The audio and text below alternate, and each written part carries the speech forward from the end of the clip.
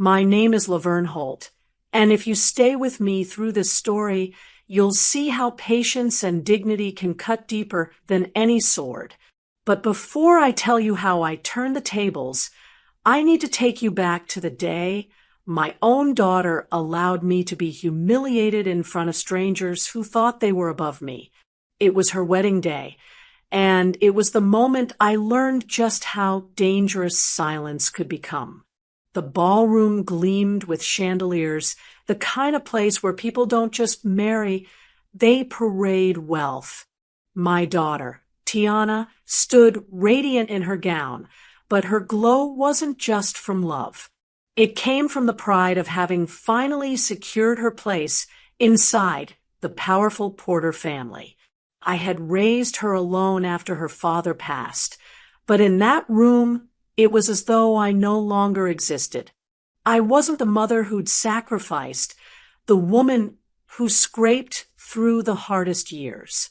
To Tiana, I was just a reminder of where she came from, a truth she wanted to bury under silk and diamonds. When it was Jeffrey Porter's turn to give his toast, I braced myself. I had already seen his arrogance in small moments, the way he dismissed me when I spoke, the way he made decisions as if Tiana had no mother. But nothing prepared me for the words he chose. With a smirk stretching across his face, he raised his glass and said, "Everyone, meet the ugly rat we have to live with." The laughter exploded instantly. His parents, Bernard and Louise, threw their heads back as if they'd been waiting for this performance. Even Tiana's smile held no defense for me. The label stung, but it wasn't the word alone. It was the chorus of laughter that followed, as if my existence had been reduced to a joke to warm the room. I sat still, my hands folded in my lap, watching faces I had never met turn red from laughing at me. No one hushed the noise. No one defended me. Not even the daughter I had carried and protected all her life. For a brief moment, I felt stripped of every ounce of dignity. That ballroom became a cage of mirrors reflecting their mockery.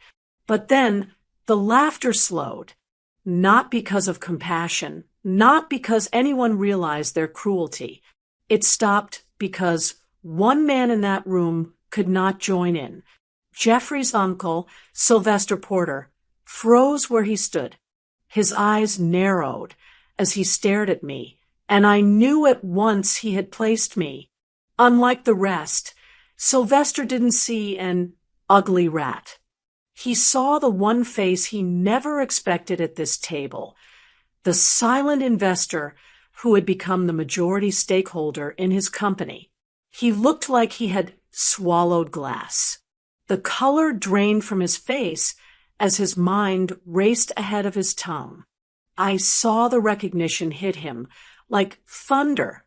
The realization that the woman his family had just mocked was not powerless at all. I was his new boss.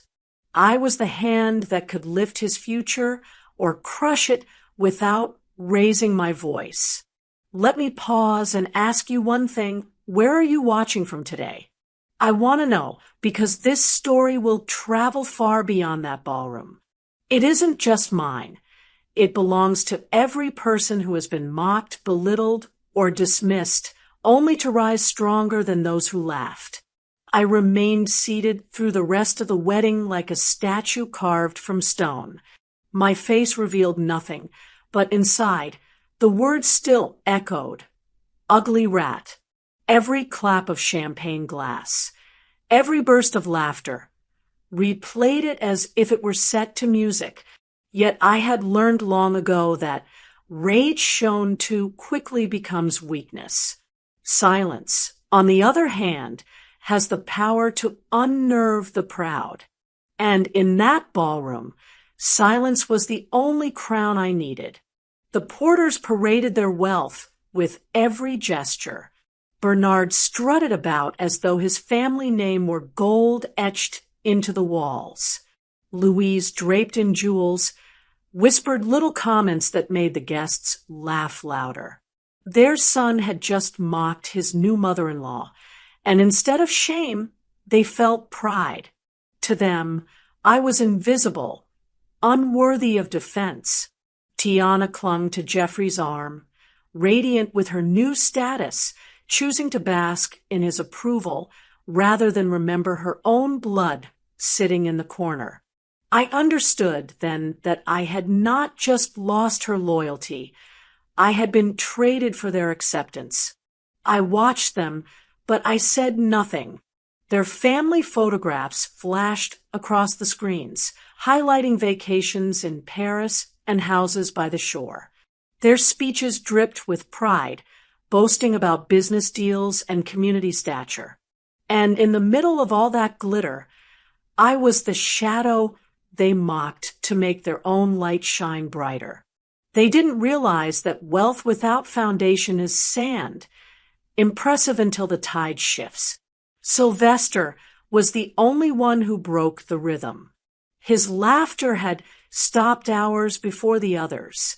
His eyes kept darting to me, as if seeing a ghost he couldn't unsee. He dabbed his forehead, tugged at his tie, and forced smiles whenever someone nudged him. To the rest, he seemed distracted, but I knew the truth. He wasn't distracted. He was terrified. He alone understood the imbalance of power that hung unspoken in that room. On the ride home, I stared out the window at the city lights, thinking about how quickly dignity can be stripped in the eyes of the arrogant. But dignity, when protected in silence, can also become the weapon that slices deepest.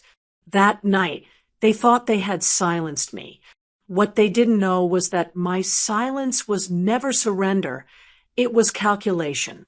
To understand why Sylvester Porter froze at the sight of me, you'd need to know the road I had already walked long before that wedding night. My story didn't begin in ballrooms filled with chandeliers. It began in a modest house, quiet after my husband's death, where bills stacked higher than groceries and whispers in the neighborhood said I wouldn't make it. I was widowed young, left with little more than grit and the responsibility of raising my daughter alone. People assumed I would collapse under the weight, that I would fade into dependence or desperation. But those whispers only hardened me. I learned quickly that silence and observation were weapons. While others spent, I saved. When they flaunted what they had, I studied how they earned it. I worked small jobs that barely paid the rent, but with each paycheck, I tucked something aside. I read about markets when no one was watching. I listened more than I spoke. Slowly, I began to move. The first investment was small, a property others dismissed as worthless. I saw potential in its location, so I scraped together what I could and bought it under a simple business name. Years later, that property alone returned more than I had ever earned at work. It was the seed that taught me patience was more profitable than pride. From there, I built steadily, a laundromat, a small trucking company, and later, rental homes. Each one was hidden under different holding companies, none of them tied directly to the name Laverne Holt. To the world, I remained modest. To myself, I was building an empire no one could trace. I understood people too well to make the mistake of showing my hand. I knew how relatives could circle like vultures the moment they sensed wealth. I knew how greed could twist even blood ties. So I chose invisibility. To neighbors, I was just a quiet woman getting by. Even to Tiana, my only daughter, I revealed little. She saw the life we lived, modest clothes, careful spending, and believed that was all there was. She thought her future depended on marrying into money because she never realized her mother had been planting seeds of security for decades. When Jeffrey Porter's company began struggling, I saw the opening. His arrogance blinded him to the cracks forming beneath his business. Debt was piling. Deals were slipping through his fingers, but his family's pride wouldn't let them admit weakness. That was when I stepped in quietly through a holding company name he would never connect to me. I bought up the controlling shares while he slept easy, certain that his empire belonged to him. By the time he realized the lifeline had saved his company, it was too late. Ownership had already shifted. He was working for someone else, for me, though he never knew it.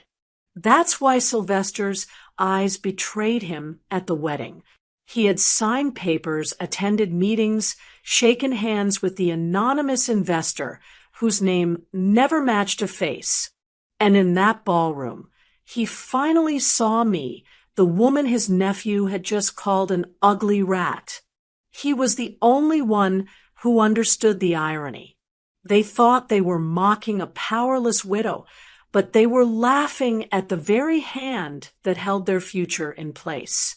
Of all the voices that laughed that night, the one that pierced deepest belonged to my own daughter.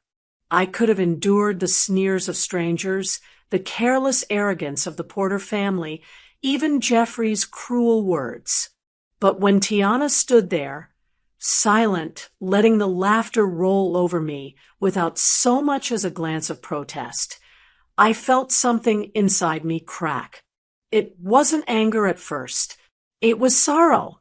A sorrow so heavy it pressed against my chest like a stone I couldn't lift.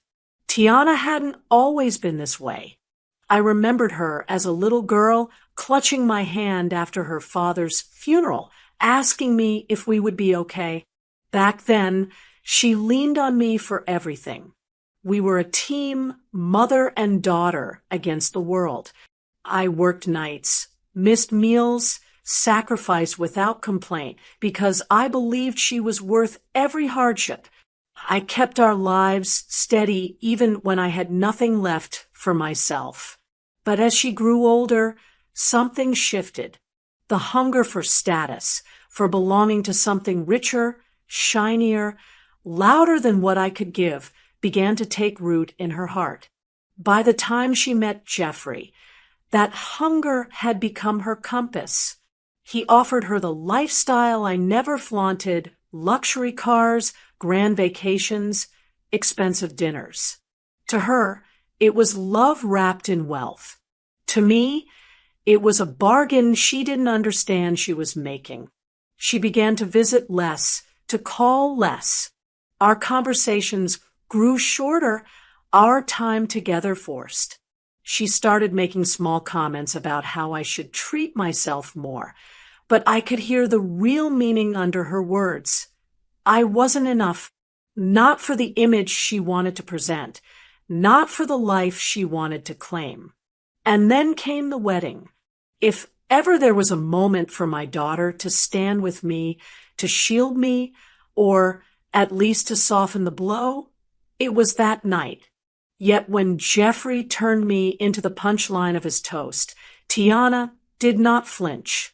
She didn't defend me, didn't protest, didn't even try to laugh it off with unease.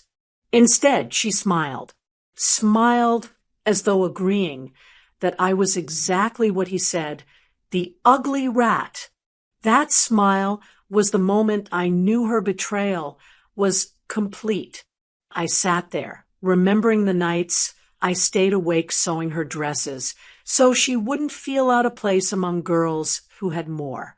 I remembered the afternoons I skipped meals so she could eat a little extra, the way I endured gossip in silence so she wouldn't feel the sting of being judged for her mother's struggles. None of it mattered to her in that ballroom. She had chosen her husband's pride and her in-laws' approval over the woman who had given her everything.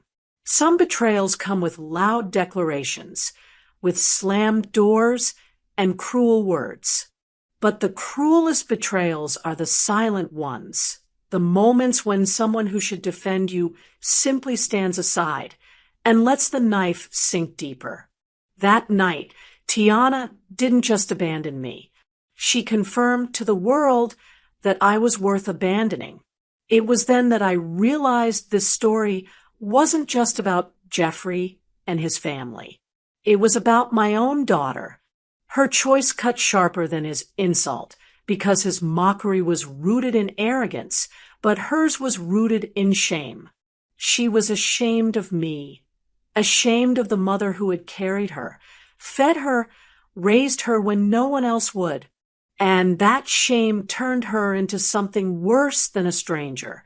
It turned her into a betrayer. In the weeks after the wedding, Jeffrey carried himself as though nothing had changed. He strutted through life the way a man does when he believes he owns the ground he walks on. He took over family conversations with ease, boasting about new projects, upcoming deals, and the future of his company as if it were a dynasty carved in stone.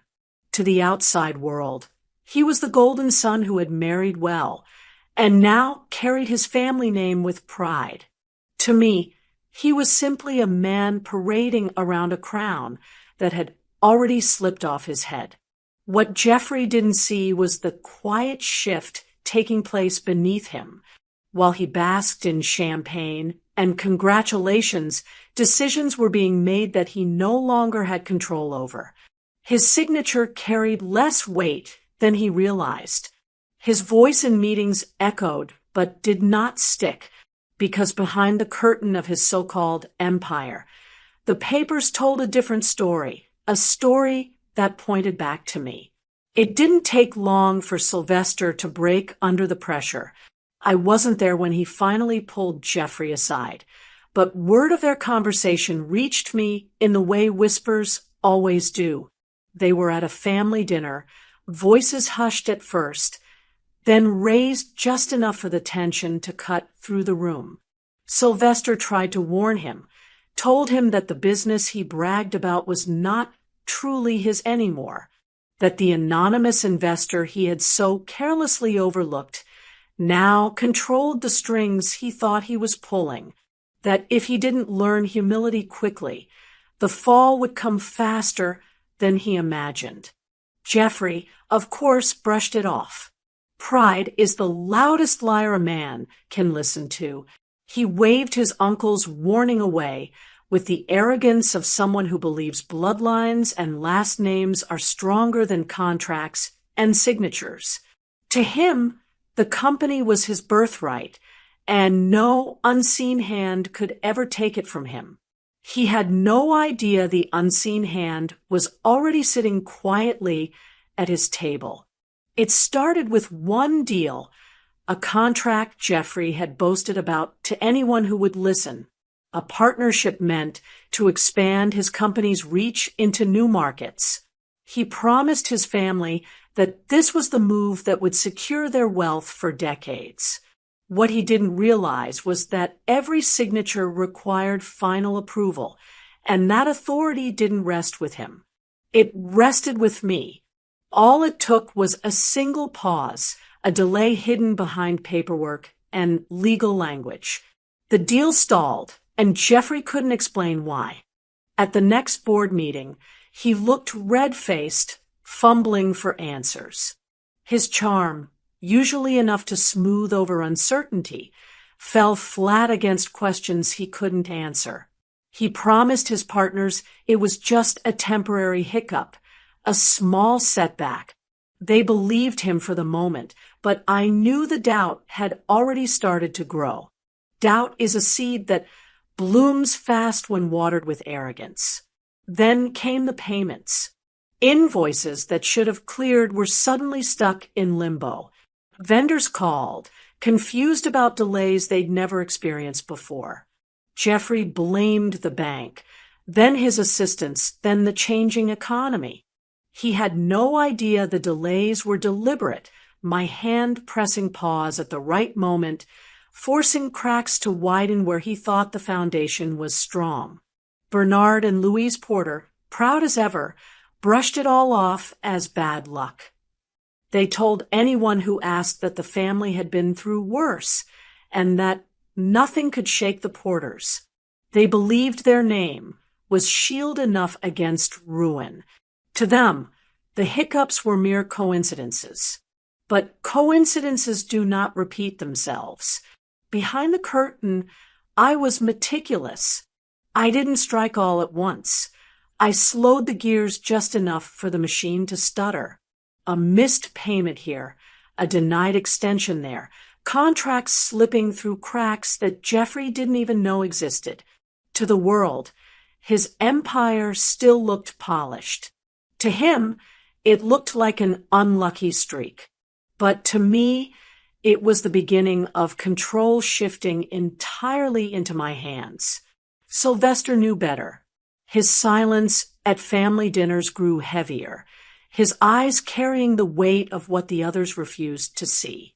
He watched Jeffrey's confidence chip away in small pieces, and he watched me remain still, never once revealing the truth.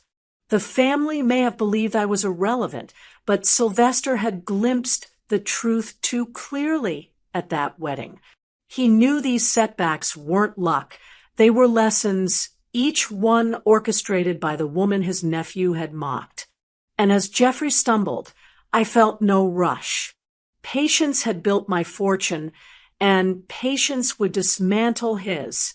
The humiliation I had endured in that ballroom was already fading into memory, but the revenge it birthed was only just beginning to unfold.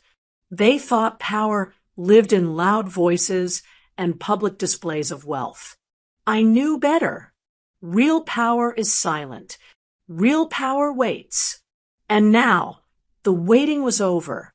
The Porters loved to put on a show, and nothing showcased their pride more than the mansion they moved into after the wedding. A sprawling estate with marble floors and columns that stretched like the arms of a palace. It was their new throne. To them, it wasn't just a house. It was proof of status, proof of power, proof that they were untouchable. They wasted no time in parading it before friends, associates, and even extended family, as if bricks and glass could guarantee respect. I was invited, of course, though not out of affection. My presence was required only to fill a seat, another silent witness to their display. When I stepped into the house that evening for their family event, I listened to the way Louise's voice rose with delight as she pointed out imported chandeliers, hand-carved banisters, and Italian tiles. Bernard spoke louder than everyone else, explaining how much the property had appreciated in value even in the short months since they had moved in. Jeffrey walked with his chest puffed, slapping shoulders, telling anyone who asked that this was only the beginning of what the Porters would build. Tiana, my daughter, clung to Jeffrey's side like a jewel he was showing off, her smile rehearsed, her laugh too sharp. She had slipped perfectly into their script, playing the role of a Porter wife, far removed from the modest home she once shared with me. She didn't look my way much, and when she did, it was fleeting, almost as if she didn't want her guests to remember that the woman in the corner was her mother. But while they admired ceilings and boasted about equity, my attention was fixed elsewhere. You see, long before this gathering, I had already set my own plans in motion. Through a series of quiet transactions, buried in paperwork no one cared to read, I had negotiated the purchase of that very property. Not the furniture or the decorations, the land, the walls, the deed itself. By the time Bernard poured his guests another round of expensive wine, the papers were already signed. The mansion they flaunted so proudly no longer belonged to them. It belonged to me. No one in that room knew. Not Jeffrey, not Bernard, not Louise, not even Tiana. They celebrated in ignorance. believing their wealth had given them security, when in truth, they were guests in a house that no longer carried their name. It was a silence sweeter than any toast, watching them boast about what they thought was theirs while I stood quietly, knowing every square foot of marble they admired now answered to me. Sylvester's eyes found me again that night. He didn't laugh, didn't boast, didn't join in the celebration as freely as the others. He was too careful, too measured. I could tell he was piecing together the truth, though he couldn't bring himself to say it aloud. He sipped his drink slower, his hands tighter around the glass, as if holding on to the last shred of security he knew was slipping away. For the Porters, that evening was a triumph. For me, it was another lesson in patience fulfilled. They had mocked me as if I were beneath them, but wealth built on arrogance is fragile. And with one deed, one signature, I had turned their crown jewel into a shadow of its former glory. They didn't know it yet, but the ground they celebrated on was already shifting under their feet. I left the mansion that night without a word, letting them drown in their own pride. But inside, I carried a quiet satisfaction. They thought the house defined them. Soon, they would learn the truth. It would be the house that exposed them. Jeffrey had always been loudest when the audience was largest. So it came as no surprise when he announced his plan to host a charity gala, an event he promised would set a new standard for generosity in the city. He boasted that it would outshine every fundraiser that had come before it. Lavish invitations went out, secured with gold trim and embossed seals. He rented out a grand hall, ordered catering that cost more than most people's yearly wages, and promised his guests an evening they would never forget. To him, it wasn't just about charity, it was about prestige. He wanted the Porters to be seen as untouchable, wealthy enough to give away fortunes while others struggled. But arrogance blinds men to timing. And Jeffrey didn't realize that his so-called empire was already buckling under the strain I had quietly placed on it. The deals I delayed, the payments I stalled, the contracts I redirected, all of it was beginning to bleed through the surface. And the gala, meant to be his triumph, became the stage where the first cracks were revealed in front of everyone. The night of the event, guests arrived dressed in their finest. The room buzzed with expectation. Bernard and Louise Porter greeted old friends with confidence, their pride swelling at the thought of being seen as benefactors of the community. Tiana floated beside Jeffrey like a queen, smiling for every camera. They believed this night would cement their reputation as one of the city's great families. But pride can collapse in an instant. When the time came for Jeffrey to announce the first major donation, he held the microphone high, smiling for the cameras as he declared an enormous figure that left the audience gasping. Applause filled the room, admiration flashing across faces. But then came the pause, the moment when the pledge had to be secured, when checks had to be cleared and credit confirmed. And that was when the applause began to die. The bank calls came quickly. The first check bounced, then another. Credit lines that Jeffrey assumed would open for him, without question, were denied. His assistants scrambled, whispering into phones, darting in and out of the hall. Guests exchanged looks, their admiration shifting into confusion, then suspicion. Whispers spread faster than fire. The Porters were overstretched. Their wealth wasn't as solid as it appeared. I watched it unfold quietly from the back of the room. The laughter that once cut into me now turned on them, though it was quieter Sharper, spoken in murmurs among the guests who suddenly wondered if the grand Porter family was built on sand.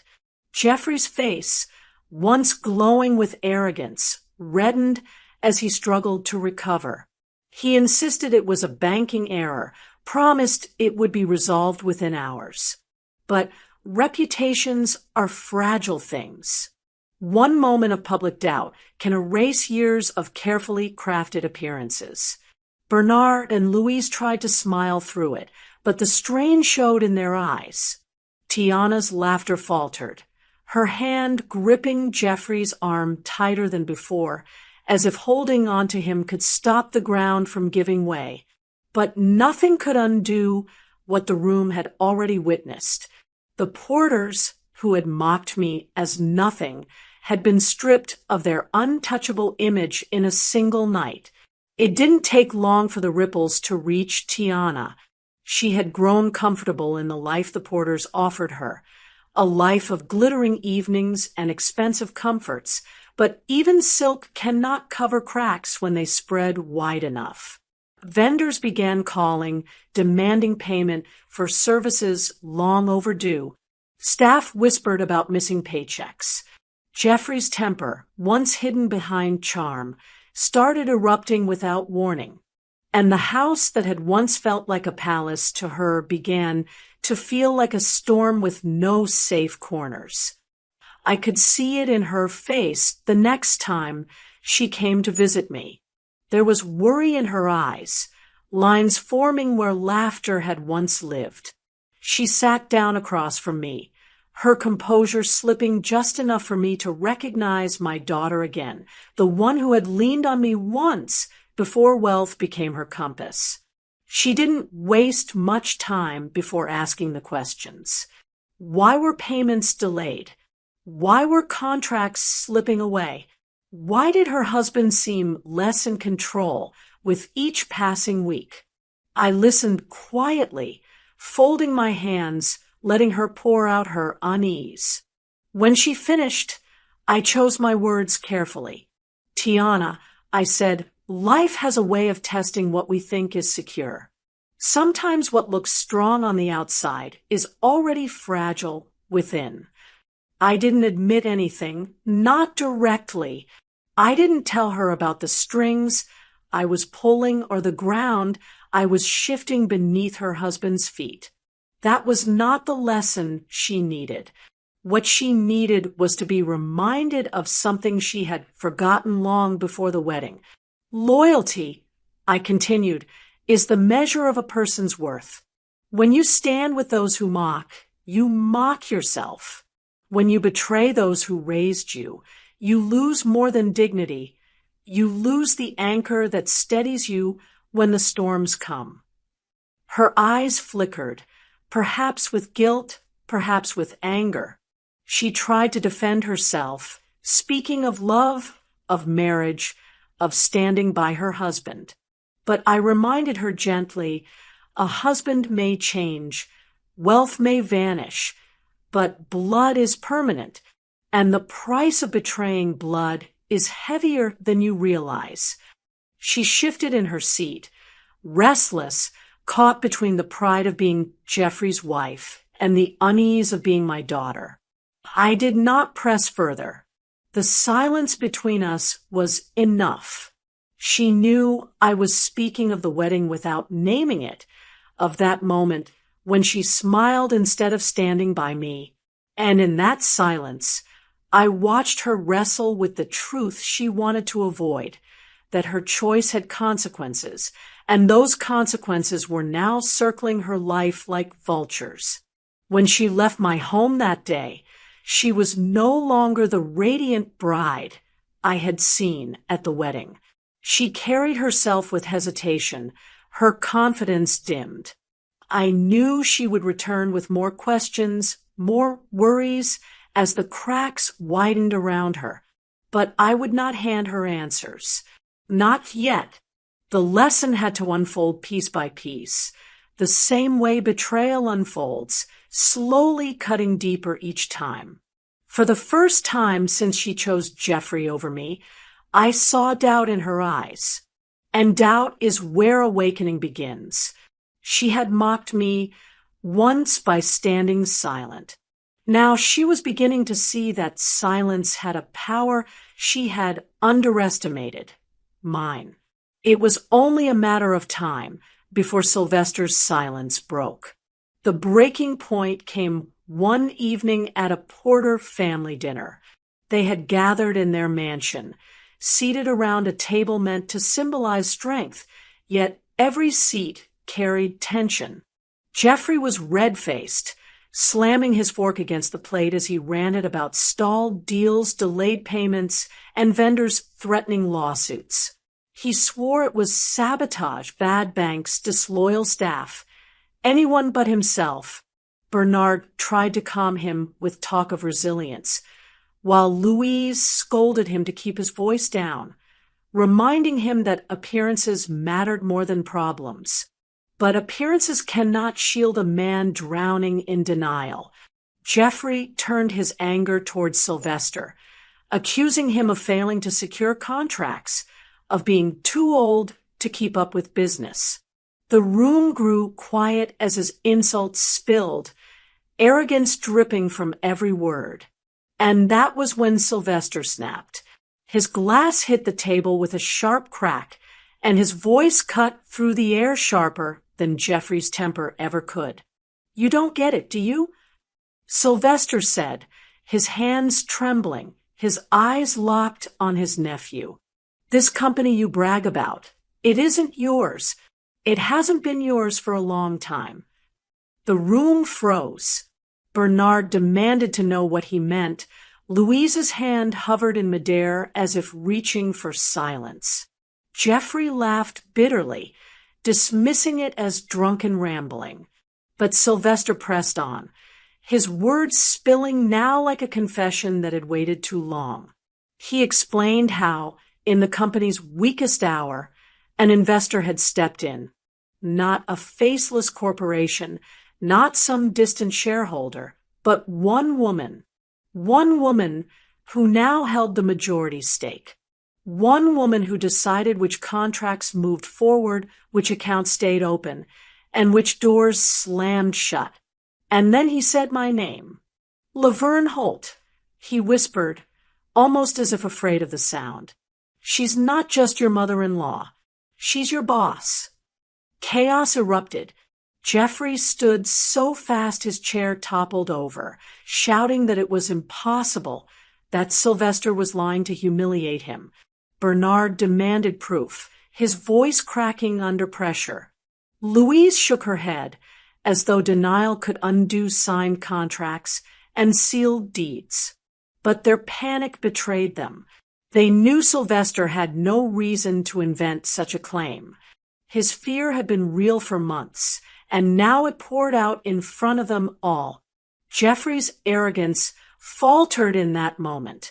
His face, once painted with pride, twisted into disbelief. He had built his identity on the illusion of control, and now that illusion shattered with a single confession. He realized his empire had never truly been his. It was borrowed, sustained by the very woman he had mocked before the world. His silence at the table was louder than any insult he had ever thrown at me. I wasn't there to witness the eruption firsthand, but the details reached me quickly, carried by whispers and uneasy faces. The Porters had laughed at me once. Now, they were choking on my name. It was Tiana who came to me next, not Jeffrey, not Bernard, not Louise. The men were too proud, the matriarch too bitter. But my daughter, my only child, arrived at my door, with eyes swollen from tears and hands trembling from fear. The weight of their collapse had finally pressed on her shoulders, and for the first time since her wedding, she no longer looked like the glittering bride who had chosen wealth over blood. She looked like the little girl I once carried, but her desperation was not enough to erase the sting of betrayal. "Mom," she began, her voice breaking, "please, you don't have to do this. You've made your point. Jeffrey is suffering. My in-laws are broken. Everyone sees the power you hold. Isn't that enough? I let her speak, let her plead, let her pour out every excuse her heart could muster. She begged for Jeffrey, claiming he had made mistakes but didn't deserve ruin. She begged for Bernard and Louise, insisting they were too old to lose everything. And finally, she begged for herself, her voice cracking as she admitted that the life she had chosen was slipping away faster than she could grasp it. But I did not bend. I had spent years living in silence while she drifted further from me, trading loyalty for luxury. She had watched as Jeffrey mocked me, smiled as his family laughed, and chose their approval over her mother's dignity. Her betrayal had cut deeper than any insult they could have thrown. Now, when the storm was at its peak, she came back to the very woman she had cast aside, asking for mercy. "Tiana," I said, "my words measured. I cannot undo what has been set in motion." The Porters built their empire on arrogance, and arrogance always collapses. What you call suffering is not my doing, it is the harvest of seeds they planted long ago. Her tears flowed faster. "But you're the one with the power to stop it," she cried. I admitted, "but I will not." Mercy without humility is wasted. What they mocked as weakness was my strength. What they called nothing was my foundation. You chose to stand with them, Tiana. Now you must choose again. She looked at me, confused. I leaned forward and made it plain. You can return to me as a daughter, with humility, ready to rebuild trust and loyalty. Or you can sink with them, bound to their pride until it drowns you too. The choice is yours. The silence that followed was heavier than any words. She sat there, torn between love and shame, between the man she had married and the mother she had betrayed. I offered no comfort, no hand to ease her decision. This was her moment to face the weight of betrayal, to see clearly that loyalty is not just about blood, but about honor.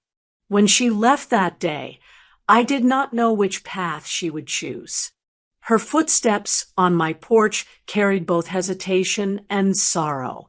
But one thing was certain, she could no longer ignore the truth. The Porters' empire was crumbling, and her place within it was sinking fast. For me, it was not vengeance against my daughter that mattered. It was the lesson. Dignity, once discarded, cannot be taken back without cost. If she wanted to return to me, it would not be as the proud bride of Jeffrey Porter. It would be as my daughter, humbled, stripped of illusions, ready to understand the price of betrayal. The anniversary dinner was meant to be a celebration, a desperate attempt by the Porters to remind themselves, and everyone watching, that they were still powerful, still relevant. Invitations went out to old friends, business associates, and extended family. The dining room sparkled with polished silver and crystal, but beneath the glitter lay tension as sharp as glass. They were clinging to an image that no longer existed, and I knew it was time to strip away the mask once and for all. I arrived quietly, dressed in the same simple style that had always made me invisible to them. Louise Porter's eyes narrowed the moment I stepped in, as if my presence alone threatened the illusion she worked so hard to maintain. Bernard forced a smile, brittle and strained, while Jeffrey avoided looking at me altogether. Only Sylvester shifted uncomfortably, his gaze darting between me and the floor, knowing what was about to come. The evening began with speeches, Bernard praising the Porter legacy, Louise boasting of family resilience, Jeffrey speaking as though nothing had changed. Their words rang hollow, but the guests applauded politely, unwilling to question the facade. I sat silently until the moment was right, and when the last toast ended, I rose from my seat. "My turn," I said simply, and the room quieted. I looked at each of them in turn, Bernard with his false pride, Louise with her forced grace, Geoffrey with his arrogance cracking at the edges. Then I let the truth out. This company you boast about, the wealth you claim, the very roof under which you sit tonight, they are not yours. They are mine. Every deal, every decision, every key to your future rests in my hands. Gasps rippled through the room. Bernard barked in protest. Louise shook her head in denial. Geoffrey muttered angrily about lies. But the weight of my words silenced them quickly, because those gathered had already seen the cracks, the failed gala, the repossessions, the whispers of unpaid debts. Now, the pieces fell into place. I leaned forward, my voice steady. "You remember the wedding, don't you? When Geoffrey introduced me to you all as the ugly wreck you had to live with. You laughed. Every one of you laughed. But let me remind you now, the ugly wreck you mocked owns everything you brag about. Your company, your home, your future. Every last piece of it rests with me." The silence that followed was thunderous. No one laughed this time. Guests shifted uncomfortably, some whispering, others watching in wide-eyed disbelief. Geoffrey's face burned crimson, his bravado collapsing under the weight of exposure. Bernard sat rigid, his hands gripping the table as though holding onto the last scrap of authority he no longer possessed. Louise's mouth quivered, her carefully constructed poise unraveling before her guests. And then I did what they had never expected. I sat back down, calm, collected, as though I had merely stated a fact, because that was all it was. The truth. The kind of truth no denial, no insult, no arrogance could erase. The dinner carried on in awkward silence, forks clinking against plates no one touched. The porters had been unmasked, not by rumor or gossip, but by the very woman they had scorned. Their empire lay exposed for what it was, not a dynasty of pride, but a house owned, controlled, and dismantled by the one they underestimated most. I left before dessert, leaving them to stew in the ruins of their pride. They wanted a celebration of power. I gave them the reality of humiliation. And in that moment, the roles had reversed entirely. The rat they once laughed at had become the one holding their leash. The days that followed the anniversary dinner were the unraveling of the porters.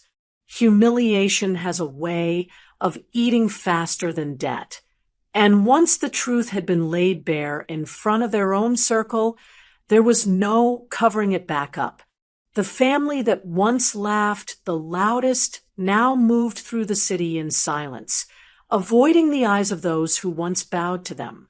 Their name, once spoken with respect, became a quiet cautionary tale of arrogance undone. Geoffrey spiraled first. Stripped of his illusion of control, he grew reckless. I heard of shouting matches behind closed doors, of calls to lawyers that went unanswered, of desperate pleas to banks that no longer trusted his word. He drank more, slept less, and carried himself like a man cornered by shadows. His arrogance had always been his shield, but now that shield lay shattered at his feet. What remained was rage, wild, aimless rage that could no longer protect him from the truth. Bernard and Louise fared no better. Their status had been their lifeline, the foundation of every social circle they cherished. But status evaporates quickly when wealth is revealed as borrowed pride. Invitations dried up. Friends turned away. The people who once filled their home with flattery now avoided their calls. Bernard, who once spoke as though every word carried authority, sat in silence at gatherings he could no longer command. Louise, who had perfected the art of laughter at others' expense, now walked with her head lowered, her smile gone. Their humiliation was not loud, but it was permanent. Sylvester bowed his head in shame. He had known the truth before the others, and yet he had let the cruelty of that wedding go unchecked. His silence had cost him his peace, and though he had confessed at last, it was too late to save the family's reputation. He carried guilt like a cloak, avoiding me when we crossed paths, unable to meet the eyes of the woman who had shown more strength in silence than he ever had in words. And then there was Tiana, my daughter. She sat in the wreckage of her choices, forced to confront what she had lost. She had betrayed me for a life she thought would raise her above her beginnings, only to watch that life collapse beneath her. The house she flaunted was gone. The wealth she leaned on vanished. The husband she chose unraveling before her eyes. And yet the most painful truth for her was this: she had no place to run. She had traded her loyalty for their approval, and when their approval crumbled, she was left with nothing. I did not gloat. I did not remind them of their laughter or replay their insults. I did not need to. Their collapse was louder than any words I could have spoken. They had mocked me as powerless, but power had shifted, and now they lived under the weight of their own arrogance. Every choice they had made, every insult they had hurled, every betrayal they had embraced, had led them here. I think back to the night of Tiana's wedding, when Jeffrey raised his glass and turned me into the punchline of a cruel joke. They all laughed as though my presence was an embarrassment, as though my existence was small enough to be mocked. In that moment, I felt the sting of humiliation sharper than any I had endured before. But I also knew something none of them could have imagined. The power to decide their future rested in my hands. It wasn't about money alone. Wealth without wisdom is fleeting. What gave me strength was the knowledge that they underestimated me. They believed silence meant defeat. They believed modesty meant powerlessness.